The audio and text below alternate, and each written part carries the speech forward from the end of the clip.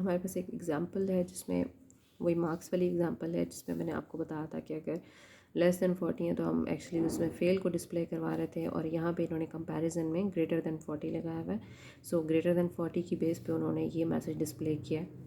सो जो मैंने आपको बताया था उसमें यह है कि सबसे पहले इनपुट हमने ली है और फिर उस इनपुट पे हमने कंडीशन लगाई है।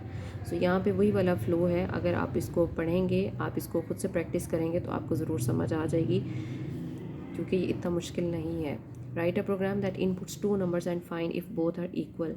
अब नेक्स्ट जो हमारे पास एग्जांपल है उसमें क्या है कि हमने दो नंबर्स को इनपुट करवाना है और ये फाइंड आउट करना है कि ये दोनों नंबर्स जो हैं वो इक्वल हैं या नहीं है।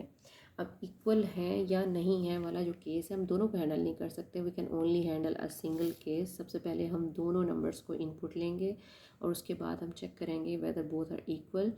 अगर ये इक्वल है तो ये इक्वल डिस्प्ले कर देगा, and if both are not equal तो हमारा जो कंट्रोल है वो एग्ज़िट कर जाएगा। इट मीन्स के जो सेकंड केस है हम उसको हैंडल नहीं कर पाते सिंपली इफ़ को यूज़ करते हुए। ये क्वेश्चन जो है, इसको एग्ज़ाम्पल को आप लोग ट्राई किएगा खुद से, इंशाल्लाह आपको ज़रूर समझ आ जाएगी।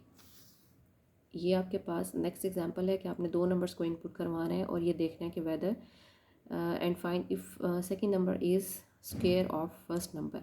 आपने ये देखना है कि सेकंड नंबर जो है वो फर्स्ट का स्क्वायर है या नहीं। तो दो नंबर्स को आप जब एंटर करवाओगे तो आपने फर्स्ट नंबर जो है उसका स्क्वायर करके उसकी इक्वालिटी चेक करनी है सेकंड नंबर के साथ। इट मीन्स कि अगर आप फर्स्ट नंबर का स्क्वायर लो और स्क्वायर लेने के बाद जो आंसर आता है वो आंसर और जो बी नंबर है, जो सेकंड नंबर है, वो आपस में बराबर हैं या नहीं है। अगर तो ये बराबर है तो आप सिंपली उसको डिस्प्ले करवा दो, अगर नहीं है तो हम उसको हैंडल नहीं कर सकते सिंपल इफ़ के साथ, आप सिंपली उसको एग्ज़िट करते हैं। नेक्स्ट क्वेश्चन है, इसको भी होपफुली आप लोग देखेंगे और आपको समझ आ जाएगी। इस तरह की और भी एग्जांपल्स दी हुई हैं, लाइक ये स्टेटमेंट्स आप रीड आउट करेंगे। Write a program that finds whether the number is even or odd. तो इसमें जो है अब उसने एक से ज़्यादा दफ़ा जो है वो स्टेटमेंट्स लगा दी हैं। अब यहाँ पे क्या फ़र्क है कि अगर आपने दोनों केसेस को हैंडल करना है तो आप सिंपल इफ़ को यूज़ करते हुए किस तरह से वो काम करोगे। अब इसमें ये होगा कि आप सिंगल टाइम इफ़ को यूज़ करते हुए तो दोनों केसेस हैंडल नहीं कर सकते। इसका सलूशन ये है कि आप मल्टीपल टाइम्स जो है वो इफ़ को इस्तेमाल कर लें। उसने इस क्वेश्चन में क्या हुआ है कि उसने एक नंबर को एंटर करवाया, जो कि हमें कहा गया कि we have to input a number and find whether the number is even or odd. हमने ये फाइंड आउट करना है कि नंबर जो है वो इवन है या ऑड है। If n divisible by 2 is equal to 0, वो नंबर्स जो 2 से डिविजिबल होते हैं वो नंबर्स इवन होते हैं। हमने ये कंडीशन लगाई है और इसकी बेस पे हमने इसको डिस्प्ले करवा दिया है। अगर वो नंबर 2 से डिविजिबल होगा तो ये कंडीशन ट्रू होगी और ऑटोमेटिकली वो उसको डिस्प्ले कर देगा। And if that number is not divisible by 2 तो ऑब्वियस सी बात है ये कंडीशन फॉल्स हो जाएगी और ये कंडीशन ट्रू होगी, जिसकी बेस पे हम इस स्टेटमेंट को एग्जीक्यूट करवा देंगे। इट मीन्स कि we have to use the if multiple times if we want to handle the both cases true and false. Write a program that input 3 numbers and display the maximum number. अब हमने जो if statement है इसको हमने लगाया है और इसमें हम क्या कर रहे हैं, इसको हम 3 टाइम्स यूज़ कर रहे हैं।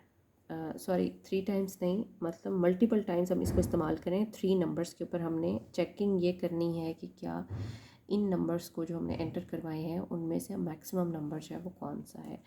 हमने 3 नंबर्स जो है वो यूज़र से एंटर करवा लिए हैं और सबसे पहले हमने किसी एक नंबर को मैक्सिमम एज्यूम कर लिया है कि कोई सा एक नंबर जो है वो हमारे पास मैक्सिमम है। वो एज्यूम करने का मतलब क्या है कि हम उस नंबर को बारी बारी बाकियों से कंपेयर करेंगे। हमने ए को एज्यूम कर लिया है कि जो ए नंबर हमारे पास एंटर हुआ है वो मैक्सिमम है, उसको हमने वो वैल्यू मैक्स एक टेम्परेरी वेरिएबल है उसको असाइन कर दिया। अब if be greater than max, मतलब आपके पास 3 नंबर्स हैं, आप किसी एक को लेते हैं, उसको आप बारी बारी बाकियों से कंपेयर करते जाते हैं। अब हम सेकंड नंबर से कंपेयर कर रहे हैं कि क्या जो सेकंड नंबर है हमारा, जिसको हमने बी का नाम दिया हुआ है, वो इस मैक्सिमम से ग्रेटर है। फ़र्ज़ करें वो ग्रेटर होता है तो बी की जो वैल्यू है उसको मैक्स को असाइन कर देंगे। अगर ऐसा नहीं है, ये कंडीशन गलत है, तो हम थर्ड से कंपेयर करेंगे if C greater than max. अगर ये कंडीशन गलत है तो इट मीन्स कि ये स्टेटमेंट हमारी नहीं चलेगी।